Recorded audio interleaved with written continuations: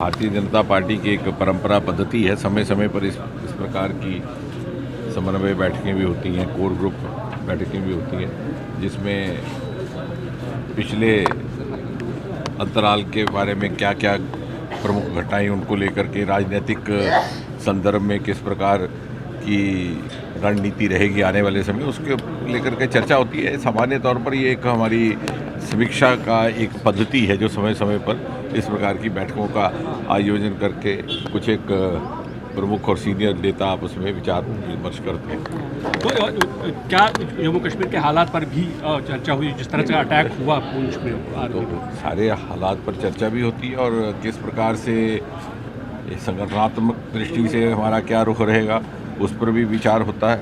और जिस प्रकार से मोदी जी के नेतृत्व में पिछले 9 वर्ष में अभूतपूर्व विकास भी हुआ है, तरक्की भी हुई है, सुरक्षा की दृष्टि से भी।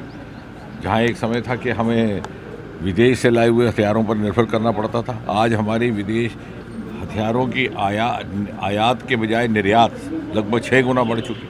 तो इस प्रकार से जो आने वाले समय में हम गत 9 वर्षों में मोदी जी के कार्यकाल की जो उपलब्धियां हैं वो भी जनता तक लेकर जाएंगे, ताकि लोगों को समझ में आए तुलनात्मक दृष्टि से कि 2014 से पहले क्या था और अब क्या था। आपको स्मरण कीजिए 2014 से पहले कितना निराशावाद का आलम था। सब समझते थे कि इस देश में कोई भविष्य नहीं है, केवल घोटालों का देश है।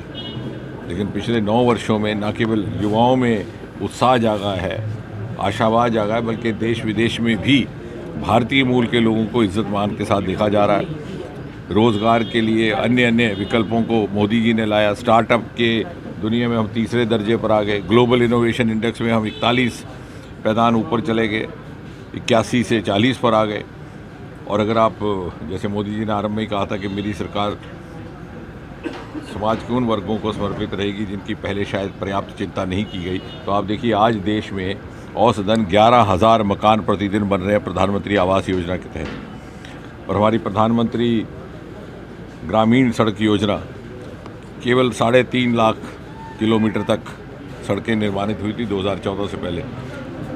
पिछले गत 9 वर्षों में उतनी ही बढ़ करके 7 लाख किलोमीटर तक हो गई। तो मुझे लगता है कि मोदी जी ने समाज के उन वर्गों की चिंता की है जो पहले सरकारों की प्राथमिकता से छूट गई।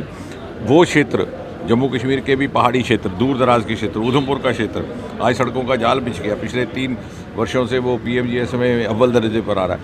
तो ये सारी बातें मीडिया के माध्यम से भी लोगों तक पहुँचे और लोगों के समझ में आए कि क्या अंतर हुआ है। भारत का रुतबा, भारत का सम्मान यदि अंतर्राष्ट्रीय स्तर पर बढ़ा है तो इसलिए भी कि आज हमारे पास सरकार के मुखिया, देश के मुखिया एक ऐसे व्यक्ति हैं जिनको सारी दुनिया इज्जत की निगाह से देख रही है। डॉक्टर 300 करोड़ का जो ब्राइबरी का मामला है उसमें सत्यपाल मलिक को जो है वो CBI के समन ये है। मुझे लग रहा है कि CBI एक स्वतंत्र संस्था है, जो वो जांच करेंगे उनको अपनी कार्रवाई करने दी जाए और उसमें किसी का कोई हस्तक्षेप नहीं है।